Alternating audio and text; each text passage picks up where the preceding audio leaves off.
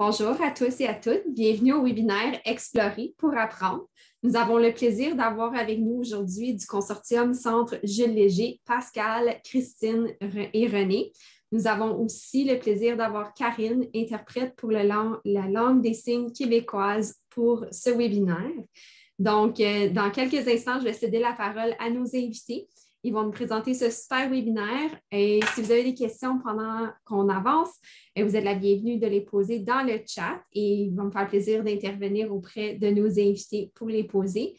Ensuite, nous allons avoir aussi une mini-présentation de contenus idéaux qui sont liés avec la thématique. Donc, sans plus tarder, à vous la parole.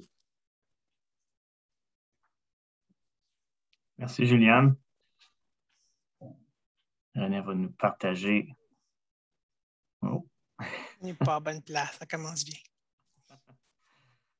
Oups. Excellent. Merci, René.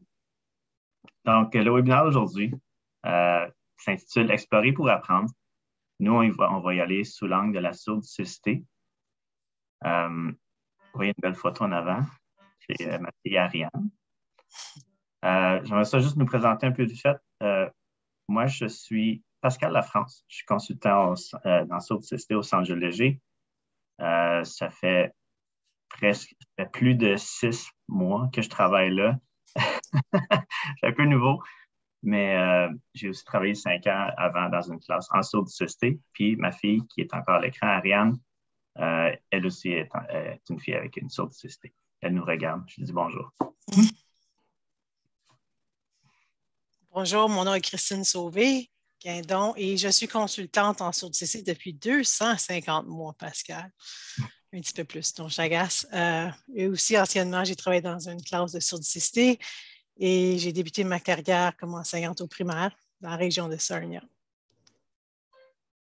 Bonjour tout le monde, moi c'est Renée Lynn Girard. Ça fait bientôt 6 ans que je travaille en tant que consultante en surdicité. Alors aujourd'hui, nous allons parler de explorer pour apprendre. Alors nous allons discuter de comment utiliser tous ces sens pour pouvoir apprendre en faisant. Nous allons vous montrer des exemples concrets qui sont basés sur nos élèves que nous appuyons en province, que nous appelons affectueusement nos stars. Donc, vous avez probablement déjà vu cette citation flotter à l'Internet. « Dis-moi et j'oublie, montre-moi et je me souviens, implique-moi et je comprends. » Donc, pour apprendre et retenir ce que l'on apprend, il faut, pour la majorité des gens, l'avoir fait. Ceci est encore plus vrai pour les enfants et encore plus pour les enfants qui sont sourds-aveugles. Alors, de plus en plus, le ministère de l'Éducation et les tendances en éducation préconisent une approche qui est l'apprentissage par le jeu ou l'apprentissage par l'enquête, parce que c'est en faisant que l'on retient les apprentissages. Donc, on vous a parlé que nous allions utiliser nos stars des élèves sourds-aveugles avec une approche en surdicité, parce que ce sont nos domaines d'expertise, si vous voulez. Mais qu'est-ce que ça veut dire un enfant sourd-aveugle? Donc, un enfant qui est atteint de surdicité a une perte combinée de la vision et de l'audition. Cette perte-là peut être à différents degrés ou même au niveau du cerveau. Et cette perte fait en sorte que ni la vision ne peut compenser pour l'audition, ni l'audition ne peut compenser pour la vision. Donc, les 2 sens principaux qu'on utilise en éducation ne sont pas fiables pour faire un apprentissage. Donc, ceci va donner lieu à des problèmes éducatifs sérieux parce que ce sont ces 2 sens-là qu'on utilise le plus souvent en éducation et on ne peut pas mettre en place des adaptations comme on le ferait pour un élève qui a seulement une surdité ou seulement une cécité On ne peut pas seulement agrandir des textes ou amplifier le son ou appareiller. C'est complètement une problématique à part. Et ce n'est pas un enfant sourd qui ne voit pas bien, ce n'est pas un enfant aveugle qui n'entend pas bien. C'est tout ça ensemble et un peu plus. Donc, ma prochaine diapo, ce n'est pas une surdité plus une cécité, mais c'est plutôt une surdité fois une cécité.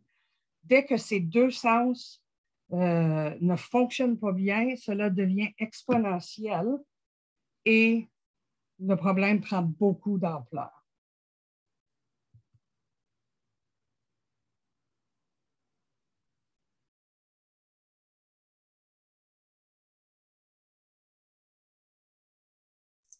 C'est à mon tour. J'allume la caméra. Alors, cette diapositive, souvent pour que on dit nos jeunes en surdicité ont une perte de vision et d'audition. Souvent, il y a d'autres sens qui vont être atteints.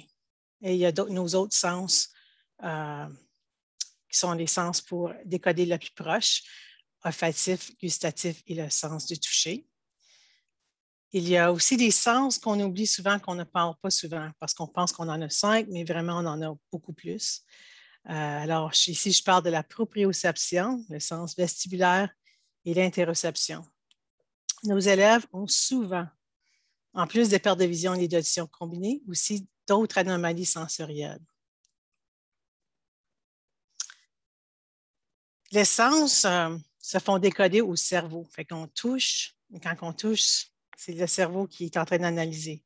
Même chose avec nos yeux, nos oreilles, tous les sens. Puis c'est avec notre cerveau qu'on en fait un sens. Puis le cerveau qui tente d'analyser ce qu'on perçoit.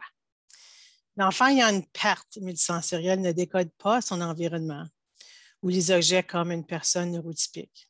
Et les enfants ayant différents syndromes ou des lésions au cerveau ne décodent pas de façon neurotypique non plus. Ce qu'il faut comprendre, c'est que le cerveau doit décoder. On remarque de plus en plus qu'avec tous les syndromes et les anomalies les élèves qu'on voit, les anomalies sensorielles deviennent de plus en plus complexes. On aime beaucoup parler de ce triangle ici quand on travaille avec nos élèves en province. On voit qu'on veut tout le temps atteindre l'apprentissage scolaire qui est le haut de la pyramide. Mais il faut vraiment commencer par la base. Il faut commencer par le jaune et en dessous même, c'est le mauve. Il faut commencer par le système nerveux central. Puis après ça, il faut penser à les sens que je viens de parler. Et puis, il ne faut pas monter trop haut dans la pyramide avant qu'on comprenne vraiment comment comme un enfant qui ne voit pas bien ne pourra pas nécessairement attraper une balle. On voit dans le bleu sécurité posturale. Alors, si l'enfant ne se sent pas sécure dans son positionnement, il ne pourra pas bien utiliser ses autres sens qui est plus bas. Contrôle oculomoteur, perception visio-spatiale, etc. Puis jusqu'à monter jusqu'en haut. Alors, il y a plusieurs impacts. Ils peuvent donc faire un impact sur les comportements des élèves. Souvent, on va dire que nos élèves ont des comportements. Ce n'est pas vraiment des comportements, c'est vraiment qu'on n'a pas pris soin de la base.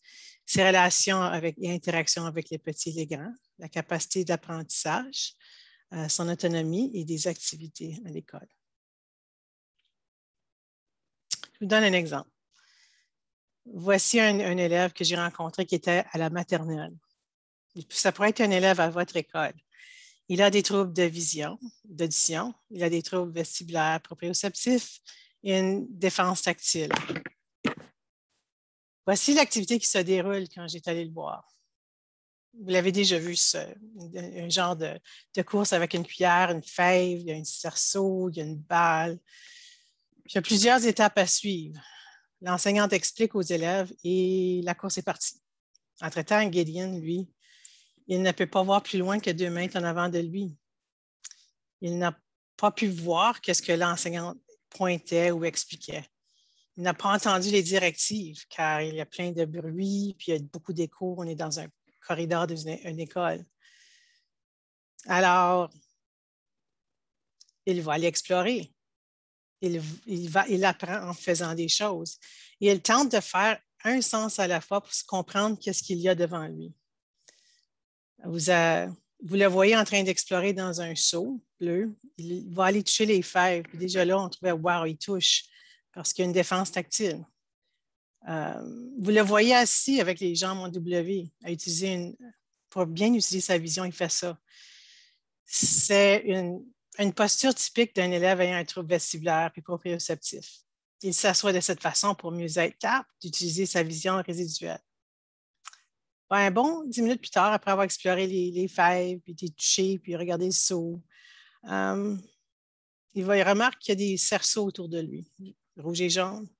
Il est curieux et il va explorer. Il rampe. Son tonus musculaire ne le permet pas vraiment de se lever debout facilement, alors il se déplace en rampant. Et par le temps qu'il a pu comprendre les éléments du jeu, ben, tout est fini. C'est le temps de passer un autre cours. Et vous comprendrez qu'il n'a pas du tout eu la même expérience ou les mêmes référents que ses compagnons de classe. En plus, il n'a pas eu la chance de jouer. Quand il ne comprend pas, il pourrait se frustrer et on pourrait observer des comportements. Parce qu'il n'a pas compris le message, il n'a pas pu jouer. A-t-il été bousculé ou touché sans bien vraiment comprendre? Il y avait beaucoup de chaos autour de lui, c'est sûr.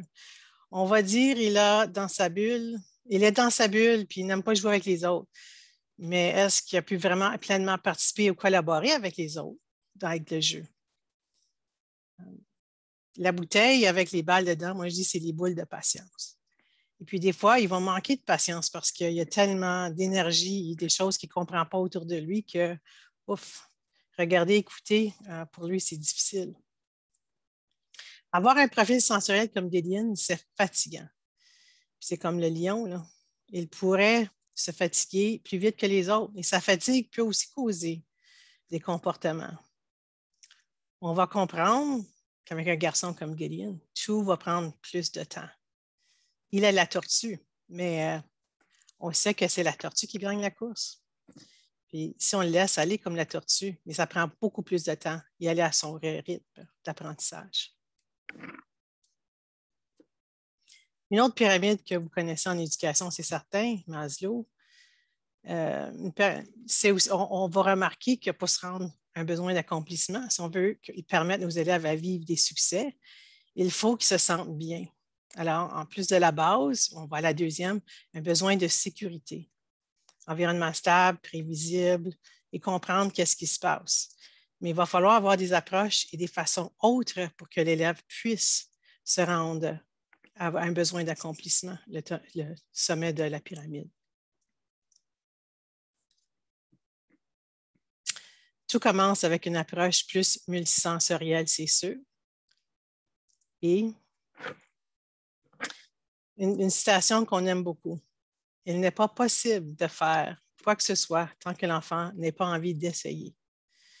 Ici, Gideon a tenté d'essayer et on le voit. Et puis cette citation vient de ce livre, Deafblind Infants and Children, un livre qui est reconnu mondialement, qui a été écrit par nos collègues anglophones dans les années 70-80. Le livre a été publié. Et c'était la ressource incontestable, comment enseigner un enfant sourd-aveugle. Et à l'intérieur de ce livre, il y a ces cercles. Et puis, qu'est-ce qu'on veut vous parler plus aujourd'hui? Apprendre et avoir le goût d'apprendre venait de cette théorie ici, de ces 4 cercles-là. Ça va de gauche à droite et tout va commencer par un enfant veuille essayer. De là, il va créer un besoin qu'il pourra devenir, avoir des apprentissages plus concrets. Puis on pourrait même ajouter des apprentissages plus concrets, des choses qu'il fait, puis les inclure dans le PEI, et alors avoir quelque chose de plus formel. Mais tout débute avec vouloir essayer.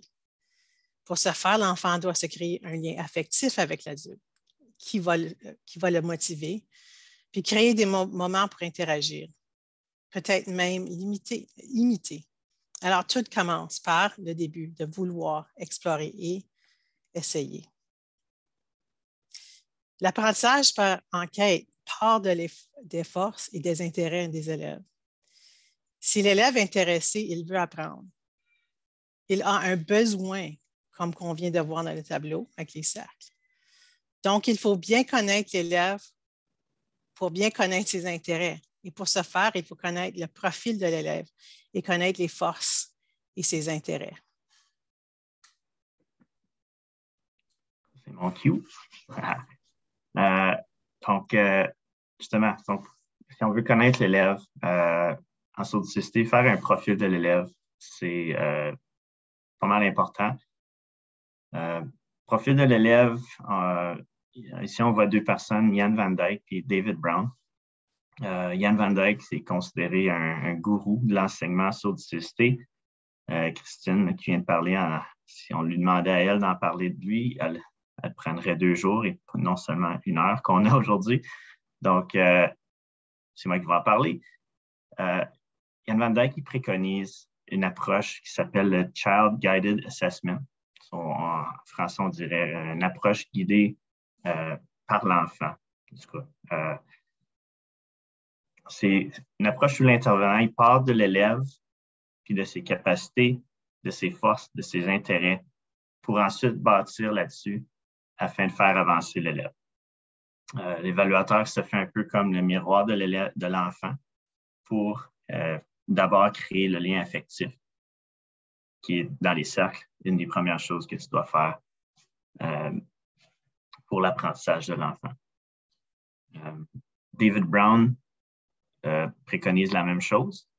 Il encourage cette même méthode, puis aussi il pousse l'utilisation d'un passeport de l'élève qui est un peu comme une référence pour les intervenants à savoir qui est cet élève. Donc, qu'est-ce que l'enfant aime? Comment est-ce qu'on sait que l'enfant aime ça? Qu'est-ce que l'enfant veut? Comment on sait qu'il veut ça?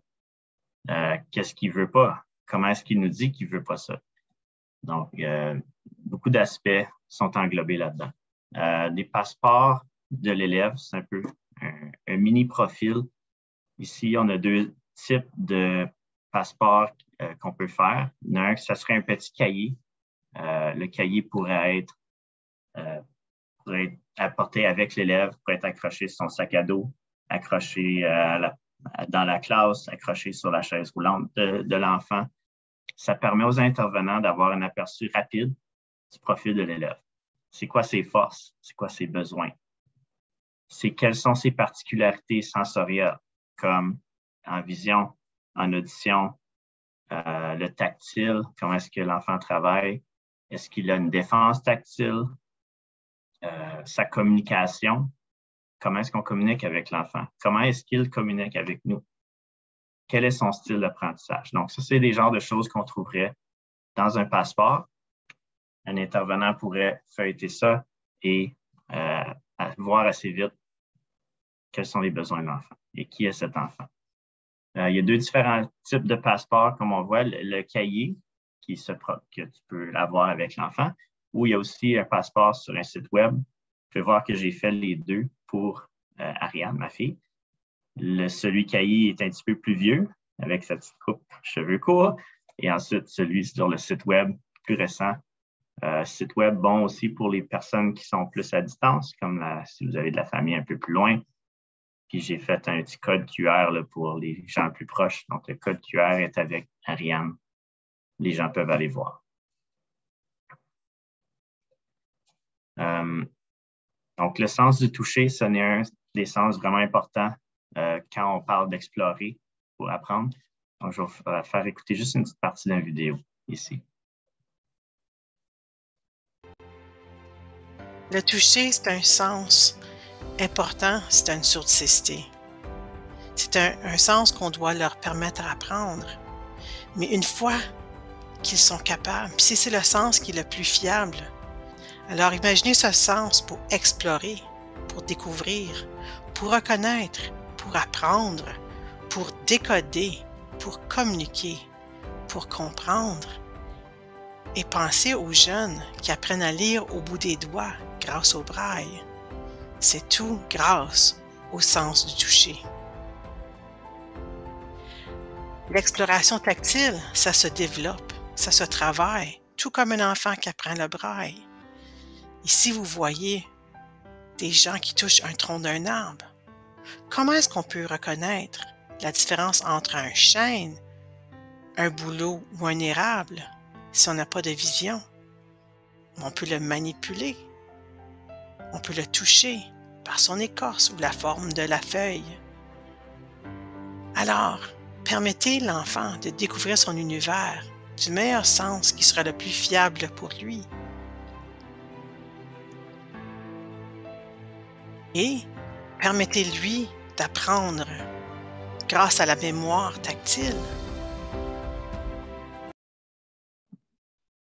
Donc, le sens du toucher, on va parler de nos 3 vedettes, nos vedettes du webinaire. Le premier qui est Sean, c'en est un qui vraiment travaille avec le toucher. Donc, je vais laisser René et Christiane en parler. Merci. Donc, Sean est un de ces élèves dont on a parlé, notre star, une de nos stars, qui, lui, doit apprendre par le toucher. Sean, c'est un assez grand petit garçon qui passe un coup de vent, 100 000 à l'heure, puis il découvre son environnement en touchant à tout d'abord. Après qu'il a tout touché, là, il est capable d'utiliser sa vision résiduelle pour regarder.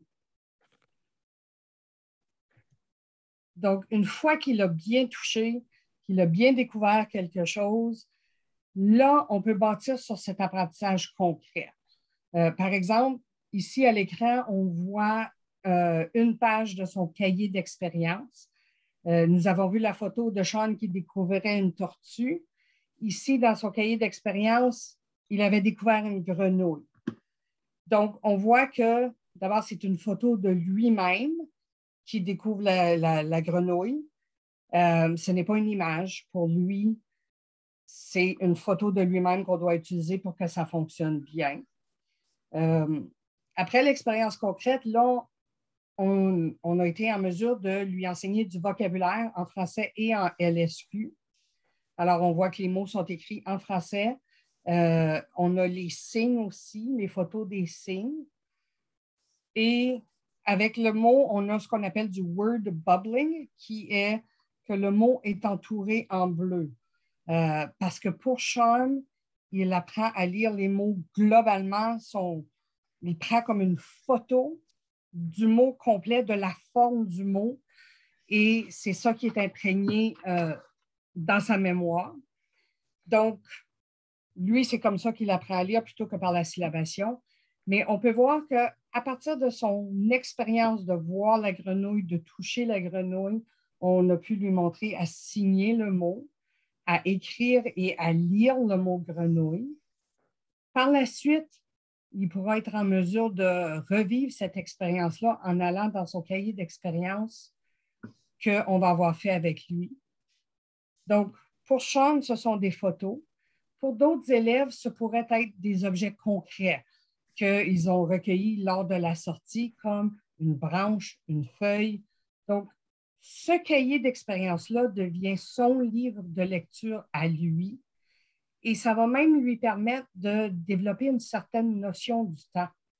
Hier, je suis allée, ou la semaine dernière, je suis allée, ou même le guider vers des événements dans le futur si jamais on retournait à la même rivière où il avait vu cette grenouille-là. On dit bonjour à Sean, je sais qu'il regarde en ce moment. Oui. Je cède la parole à mon collègue Pascal qui va nous montrer notre deuxième star. Le deuxième star qui aussi, je pense, regarde d'après ce qu'on me dit. Donc, bonjour Ariane. Bonjour. Ariane, ma fille, on l'a vu tantôt. On va regarder un petit clip vidéo de Ariane qui apprend à faire de la pizza. Donc, vas-y René.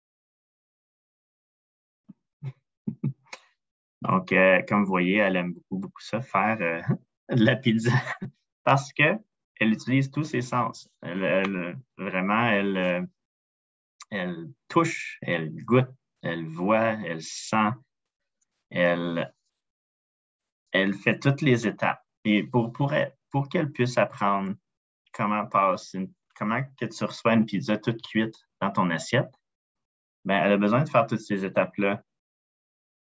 On ne peut pas juste lui dire parce que ça ne veut rien dire. Donc, si on le fait, on touche, on explore les aliments, chaque aliment, elle les a touchés, elle les a goûtés, elle les a sentis. Elle a regardé la pizza cuire, vous pouvez voir dans la photo. Elle regarde la pizza cuire dans le four, elle regarde la minuterie. Elle sait que le temps descend. Elle est très excitée quand le temps arrive en bas d'1 minute. Et évidemment, elle aime aussi manger.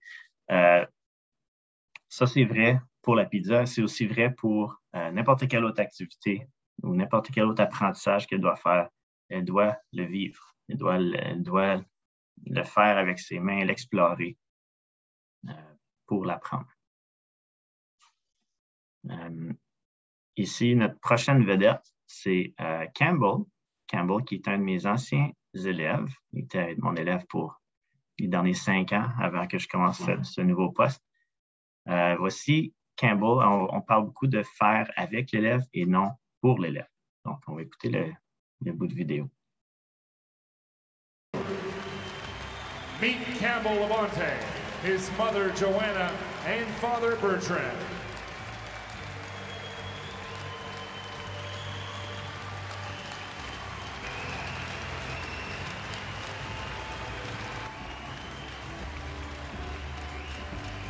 When Mark Giordano.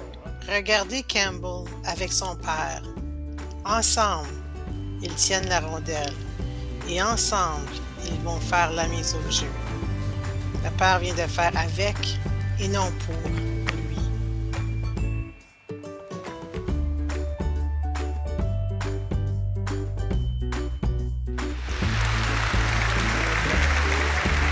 Bravo Campbell. Quel moment inoubliable.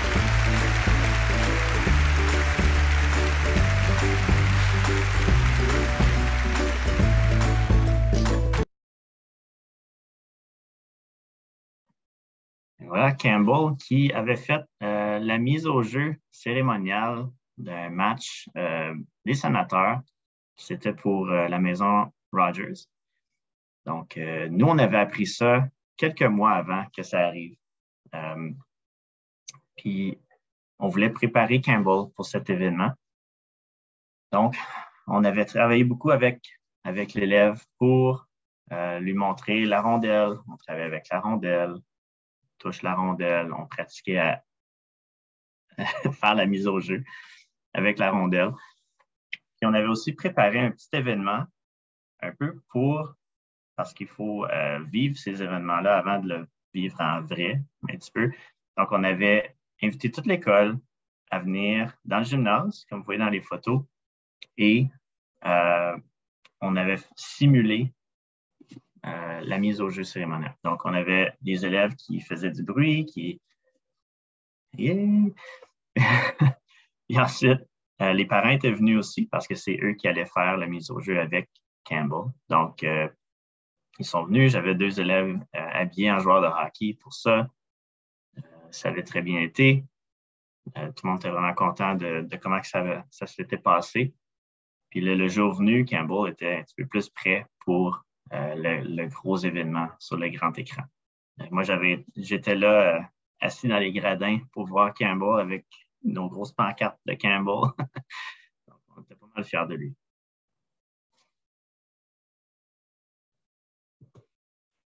Donc, plus un élève sourd-aveugle peut vivre d'une approche en surdicécité, plus il va vivre ses expériences concrètement en utilisant tous ses sens, plus il va s'épanouir et atteindre son plein potentiel. Donc, on a encore une photo de Sean ici. Sean qui apprend à compter, mais avec des objets qu'il aime, des roches.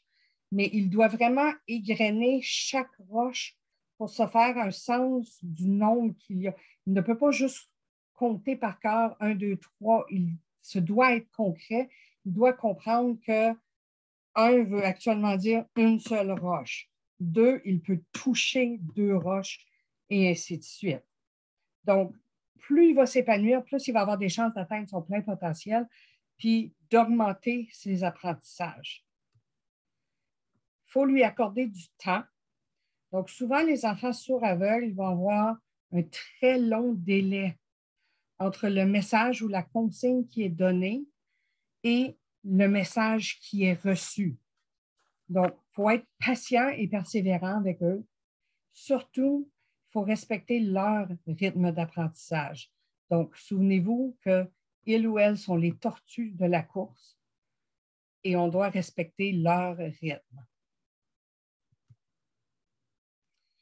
Donc, excusez-moi, des expériences authentiques, ça part de l'enfant.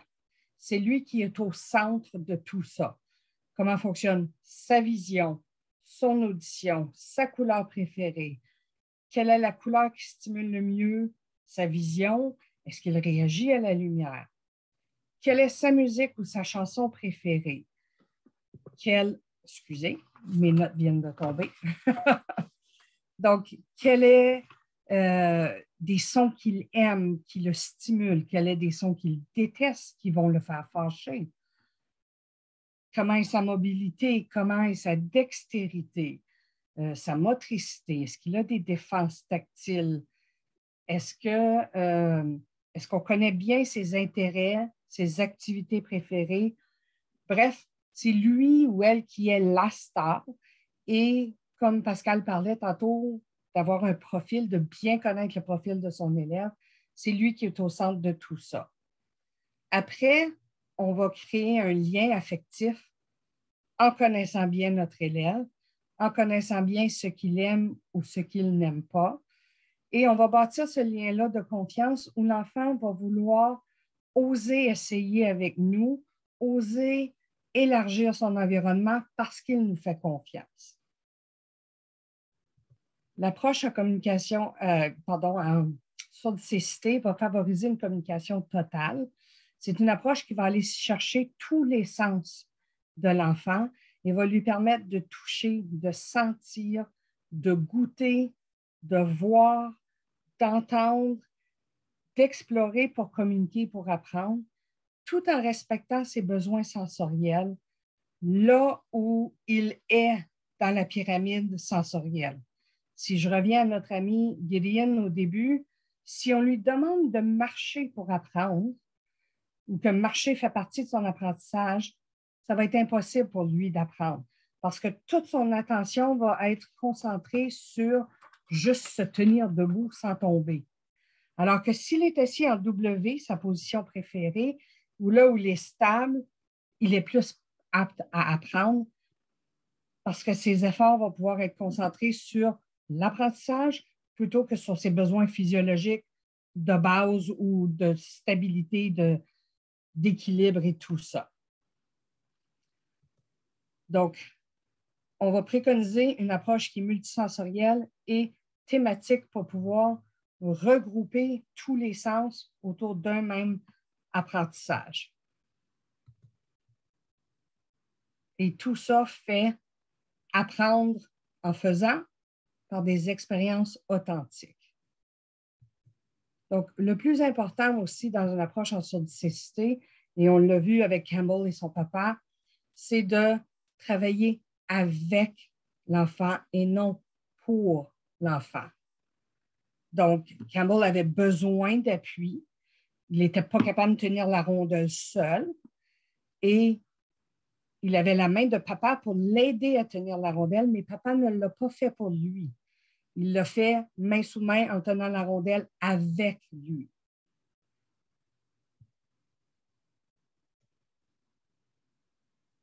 Pascal va nous parler du CCJL.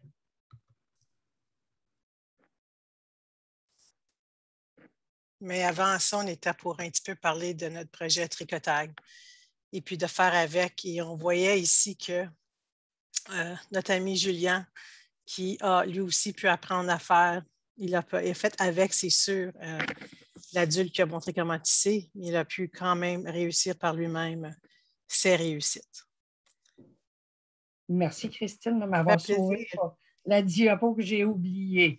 Alors, je pense que la dernière photo avec le sourire de Julien dit à quel point il est fier de lui-même et de sa réussite. Et on a eu un très, très beau carré pour ajouter à notre projet. Et donc, voici, tu peux partir la vidéo, je vais parler par-dessus.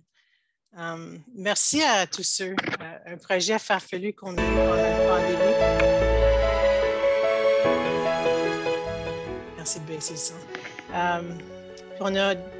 Voici vraiment nos vedettes, nos étoiles, nos stars de notre province, les élèves qu'on va voir d'un peu partout, des quatre coins. Un grand merci à eux d'avoir embarqué dans ce projet. Merci aux enseignants, merci aux éducateurs, aux aides enseignants, à nos bénévoles et surtout merci à nos élèves, nos patrons qui nous ont laissé embarquer dans ce projet qui semblait un petit peu farfelu. De penser d'avoir un carré pour représenter chaque élève qu'on desservant dans la province, c'était le fun, c'était une bonne idée vraiment rassembleur. Mais après ça, voir le produit final se concrétiser avec tous ces carrés mis ensemble. Je disais à un parent hier, la couverture, elle est lourde. Puis elle m'a répondu, mais c'est la lourdeur de notre amour, notre service qu'on offre en province aussi, tout emmitouflé dans cette couverture. Alors, merci à tous ceux et celles qui ont pu se joindre à ce projet. Et puis, je pense à vous et j'ai hâte de vous revoir.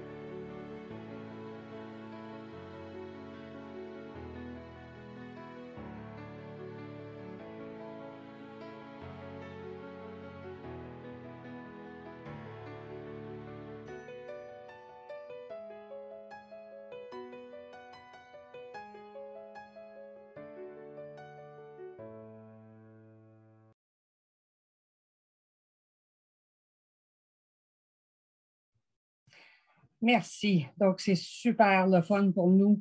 Ça nous touche à chaque fois de voir tous ces beaux sourires qui ont appris en faisant et en touchant et en utilisant tous leurs sens. Là, je pense que c'est le temps pour Pascal de parler du CCJ. Oui, c'est à mon tour. Avant que j'en parle, j'aimerais ça dire merci à notre interprète LSQ, Karim. Merci de donner l'accessibilité à l'LSQ pour notre présentation. Le Consortium Centre Jules Léger, c'est une institution provinciale. En province, il y a 2 campus. C'est l'éducation spécialisée. Il y a un volet troubles sévères d'apprentissage. Il y a un volet surdité. Il y a un volet cécité basse vision. Puis il y a un volet surdicité qui est nous. Ça fait 40 ans que le Centre Jules Léger existe, mais ça fait seulement la 2e année qu'on est le Consortium Centre Jules Léger. Puis on a 125 membres du personnel. Ça se peut que ce soit plus que ça maintenant parce que je crois qu'on n'a même pas changé ça encore. On est en évolution. Puis on dessert tous les conseils francophones de la province de l'Ontario. Si vous pouvez nous contacter, toutes les informations sont là. Si jamais vous pensez qu'il y aurait un élève dans votre école qui aurait le profil de ce qu'on a discuté aujourd'hui, n'hésitez pas à nous contacter. Contactez le Centre Jules Léger, puis on pourra en discuter. On ne sait jamais. Des fois, on n'est pas certain. Contactez-nous. Nous, on va regarder ça. Donc, j'aimerais ça vous remercier à tout le monde de nous avoir écoutés. Et merci. Merci d'avoir été avec nous ce soir. À la prochaine. Merci à vous, votre présentation. C'était vraiment génial. J'espère que nos participants l'ont bien apprécié. Avant de vous quitter pour la soirée, je vais vous montrer très rapidement une petite présentation ou une petite diapositive, si vous voulez, de contenu idéalo qui sont liés avec la thématique de l'inclusion. Donc ici, vous allez retrouver quelques séries et des vidéos qui peuvent être des déclencheurs pour discuter d'inclusion ou différents styles d'apprentissage.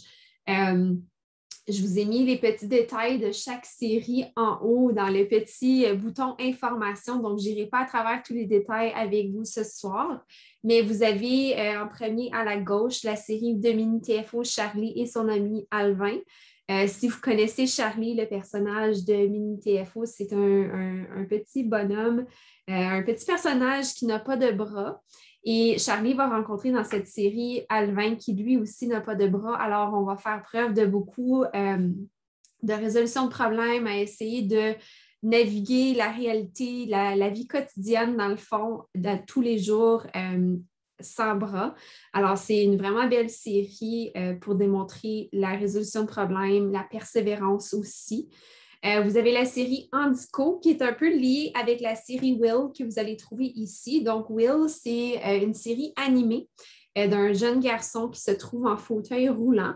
Alors, vous allez voir un peu son déroulement, sa vie quotidienne, si vous voulez, dans ses activités avec ses amis et tout. Et dans la série Handico, Will va expliquer aux enfants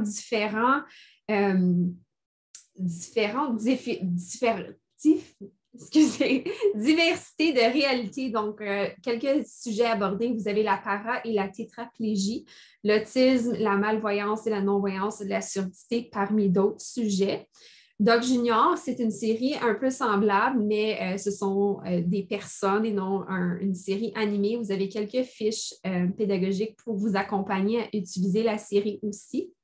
Dans la vidéo Le pouvoir de Maryse, vous allez découvrir Maryse Glaude-Beaulieu, qui, les médecins avaient dit, elle était une jeune fille sourde et aveugle et muette. Donc, c'était, selon eux, un handicap intellectuel sévère. Puis, elle était la première personne à terminer ses études dans une classe régulière dans l'Ontario francophone. Donc, cette vidéo-là, elle est très touchante. Elle vient de la série Les meilleurs moments. Plus bas ici, vous avez la série T-Doc qui ressemble un peu à la série Handico, où est-ce qu'on va expliquer aux jeunes enfants de façon ludique et simple différentes choses. Parmi les sujets abordés, vous avez le TDAH, le spectre de l'autisme, le diabète et plusieurs autres sujets. Donc, on va toucher des choses médicaux aussi. Vous avez la série ou la vidéo, c'est comme une vidéo-série qui s'appelle Mimi et Lisa, où est-ce que vous allez rencontrer Mimi, qui est une jeune fille non-voyante, et son amie Lisa. Et à travers les 6 épisodes, vous allez voir un peu leur collaboration ensemble et leur amitié.